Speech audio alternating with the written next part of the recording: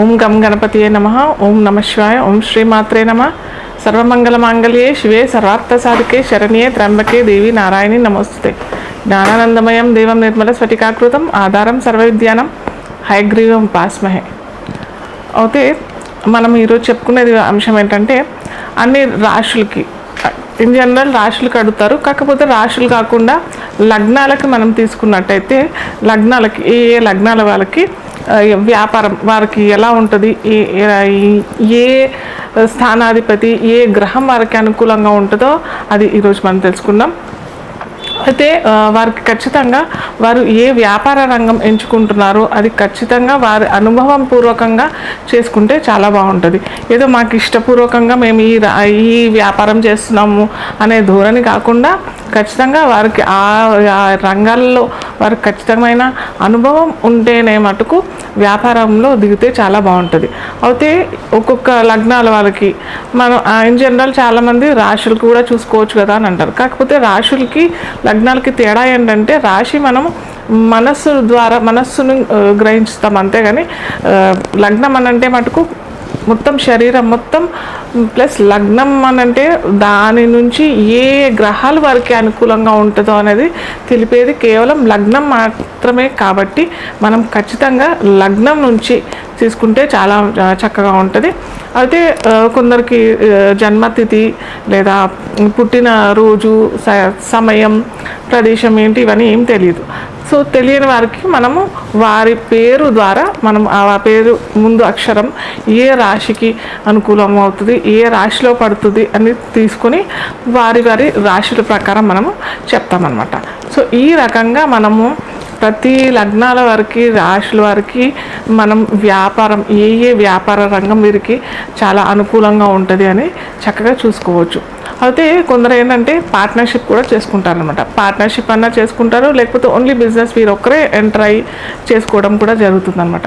So partnership అన్నప్పుడు చాలామంది చూసుకునేది ఏంటంటే వారి నక్షత్రాలు లేదా వారి లగ్నాలు లేదా రాశులు మ్యాచ్ అవుతే బాగుంటుంది కదా అని అనుకుంటారు. కానీ ఇక్కడ ఏమైపోతుంది అనమాట, వారు లగ్నమైన రాశి అయినా నక్షత్రమైనా చూసుకున్నప్పుడు వారు అనుకూలంగా ఉన్నది లేదా ఒక్కటే మనకు తెలుస్తుంది.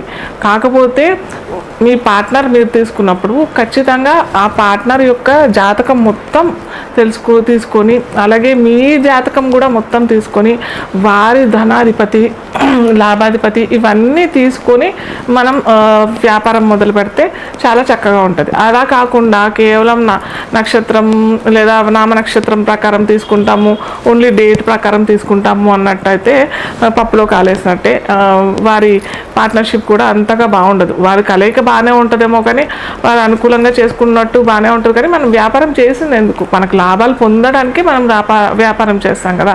సో దానికోసం మనం ఖచ్చితంగా ఎవరైనా పార్ట్నర్షిప్ తీసుకున్నప్పుడు వారి జాతకం మొత్తం స్టడీ చేసుకొని వారికి అనుకూలమైన దశ అంతర్దశ వస్తున్నాయా లేదా. ఒక్కోసారి ఏమైపోతుంది అనమాట, మన దశ బాగానే ఉంటుంది, మన దశ అంతర్దశ బాగానే ఉంటుంది, మనం పార్ట్నర్గా వేరే భాగస్వామిని తీసుకుంటాం. వారి దశ అంతర్దశ సరిగ్గా ఉండదు, వారు కూడా పెట్టుబడి పెడతారు, ఆ వ్యాపారంలో వారు కూడా భాగస్వామ్యం తీసుకుంటారు. సో అలా ఉన్నప్పుడు వారికి అనుకూలంగా లేనప్పుడు వ్యాపారం కూడా దెబ్బతింటుంది కదా.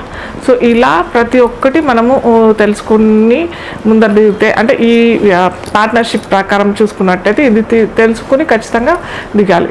ప్లస్ ఇంకొకటి ఏంటంటే, ఓన్లీ బిజినెస్ అన్నప్పుడు నేను చెప్పాను కదా, ఖచ్చితంగా వారి యొక్క అనుభవపూర్వకంగాను అలాగే వాళ్ళకి దశ అంతర్దశలు చక్కగా ఉన్నప్పుడు మటుకే వారు ఆయా వ్యాపార రంగంలో వెళ్తే చాలా సక్సెస్ఫుల్ అవుతే ఉంటారు. సో ఒక్కొక్క లగ్నాలు ఒక్కొక్క రాశులు ఎలా ఉంటాయి మనం ఇప్పుడు తెలుసుకుందాం. సో మొట్టమొదట మనము కాలపురుషాంగంలో చూసుకున్నట్టయితే మేషరాశి మేషలగ్నం వారికి ఎలా ఉంటుందంటే, వారికి సప్తమం చూసుకోవాలి. సప్తమాధిపతి అయిన తులారాశ్యాధిపతి శుక్రుడు అవుతాడు వీరికి. సో అలాగే శుక్రుడు ప్లస్ ద్వితీయాధిపతి కూడా శుక్రుడే అవుతాడు. లాభాధిపతి శనీశ్వరుడు అవుతాడు.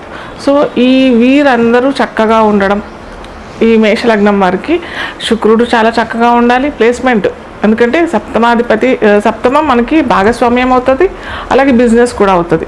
అలాగే లాభాధిపతి అనే శనీశ్వరుడు కూడా చక్కటి పొజిషన్లో అంటే 1, 4, 7, 10లో అన్నా లేదా 1, 5, 9లో అన్నా ఉంటాయి. కానీ మేషలగ్నం వారికి లగ్నంలోనే శనిశ్చరుడు అంటే శనిశ్చరుడికి అది నీచ రాశి అవుతుంది కాబట్టి లగ్నంలో కాకుండా 4, 7, 10లో ఉంటే చాలా చక్కగా రిజల్ట్సే వస్తాయి.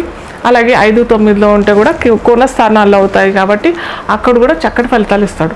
అలాగే శుక్రుడు కూడా ద్వితీయాధిపతి అవుతాడు ప్లస్ సప్తమాధిపతి అవుతాడు కాబట్టి ఈ శుక్రుడిని కూడా చూసుకోవాలన్నమాట. శుక్రుడు కూడా చాలా చక్కటి పొజిషన్లో ఉన్నట్టయితే వీరు ఆభరణాల్లోని లేదా బట్టల వ్యాపారం లేదా తెలుపు సంబంధమైన ఎలాంటి వ్యాపారాల్లో అయినా చేసినట్టయితే చాలా చక్కటి అనుకూలమైన ఫలితాలు వస్తాయి. అలాగే మన పర్సనల్గా జాతక చక్రంలో కూడా చూసుకున్నట్టయితే వారికి అనుకూలమైన దశలు అంటే మేషలగ్నం వారికి గురువు అనుకూలమైన ఫలితాలు ఇస్తాడు. సో అలా వారికి గురువు అనుకూలమైన ఫలితాలు ఇచ్చే టైంలో అయినా గురువు దశ మనకి 16 సంవత్సరాలు ఉంటాయి. సో 16 సంవత్సరాలు చాలా చక్కటి ఫలితాలు ఇస్తాడు అనమాట మనకి. సో ది మూమెంట్ గురువు స్టార్ట్ అయ్యాడు అప్పుడే వాళ్ళకి అన్నప్పుడు వీరు వ్యాపారంలో ఎంటర్ అయితే అలాగే వీరికి ద్వితీయ సప్తమాధిపతి అవుతాడు కాబట్టి ఫైనాన్స్ రంగంలో కూడా చాలా చక్కగా ఉంటుంది. స్టాక్ ఎక్స్చేంజు, మనీ మ్యాటర్స్, లేకపోతే చిట్ ఫండ్స్ ఇవి అంటుంటాం కదా. సో అలాంటి దాంట్లో కూడా వీరు చేసుకున్నట్టయితే చాలా చక్కటి ఫలితాలు అయితే ఇస్తాడు. కాకపోతే ఈ శనీశ్వరుడైనా శుక్రాచార్యుడైనా సరిగ్గా లేకపోతే మటుకు వీరు వ్యాపారం చేసుకోకపోవడమే చాలా మంచిది. అలాగే వారికి అనుకూలమైన దశ అంతర్దశలు కూడా రావట్లేదు అని అంటే మటుకు సరే ఆల్రెడీ చేసేసుకున్నాం మేము ఏం చేయాలి అని అంటే మటుకు లక్ష్మీదేవి ఆరాధన ఖచ్చితంగా పౌర్ణమి రోజు, అమావాస్య రోజు మహాలక్ష్మి అష్టకం 11 సార్లు పారాయణ చేసుకోవడం. అలాగే వ్యాపారం ఆల్రెడీ పెట్టేశాము మేము అన్నప్పుడు అయితే ఖచ్చితమైన సుబ్రహ్మణ్య స్వామి క్షేత్రమైన పళ్ళని లేదా కుకి సుబ్రహ్మణ్య స్వామి దర్శనం మంగళవారాలు చేసుకుంటే మటుకు మీ వ్యాపార వృద్ధి జరుగుతుంది. అలాగే ఆటంకాలు ఏమన్నా శనిశ్చరుడు లాభాధిపతి కొద్దిగా లేట్గా రిజల్ట్స్ ఇస్తాడనమాట. సో అలాంటి ఏమన్నా ఉన్నా కూడా మెల్లిమెల్లిగా తగ్గిపోతూ ఉంటాయి అన్నమాట. ఇది మనకి మేష లగ్నం వారి గురించి తెలుసుకున్నాం. మీన రాశి లేదా మీన లగ్నం వారికి ఏ వ్యాపారం చేసుకుంటే చాలా చక్కటి ఫలితాలు వస్తాయి, అలాగే ఏ వ్యాపార రంగంలో వీళ్ళు అడుగు పెడితే చాలా చక్కగా ఉంటుంది అనేది మనం ఇప్పుడు తెలుసుకుందాం అనే అంశం మనం ఇప్పుడు తెలుసుకుందాం. అయితే గురు ధనకారకుడు గురు, అలాగే వీరికి ద్వితీయాధిపతి లాభాధిపతి శని అవుతాడు. 2 విరుద్ధ గ్రహాలు, కుజుడికి శనికి పడదు. సో ఈ 2 గ్రహాల్లోనే చాలా చక్కటి అనుబంధం ఉండాలి. ఇక్కడ వాళ్ళిద్దరికీ అనుబంధం లేదు, చక్కటి అనుబంధం లేదు, లేదా వారు చక్కటి ప్లేసెస్లో లేరు అని అనుకుంటే మటుకు వీరు వ్యాపారం చేసుకోకపోవడమే చాలా బెస్ట్, చాలా ఉత్తమం. ఎందుకంటే కాలపురుషాంగాల్లో మీనరాశి మీన లగ్నం ఏంటంటే లాస్ట్ 12th లాస్ట్ 12వ రాశి 12వ అధిపతి. వీరేంటంటే వీరు చక్కగా చేసుకోవాల్సింది ఏంటంటే గురుకులాలు లేదా ఎడ్యుకేషన్ ఫీల్డ్, బ్యాంకింగ్ ఫీల్డ్. ఎందుకంటే వీటికి ఏంటంటే ఓన్లీ గురువు ఒక్కడే బాగుండాలి. శనితో పాటు లేదా కుజుడితో పాటు అంత అనుసంధానం ఉండదు. కుజుడు బాగున్నాడు అని అంటే ఖచ్చితంగా వీరికి ఏంటంటే పోరాట పటిమ, సాహసము, ధైర్యంతో వీరు వ్యాపారం చేసడము, వ్యాపారం ముందరకు వెళ్ళడము ఇలాంటివన్నీ చేసుకుంటారు.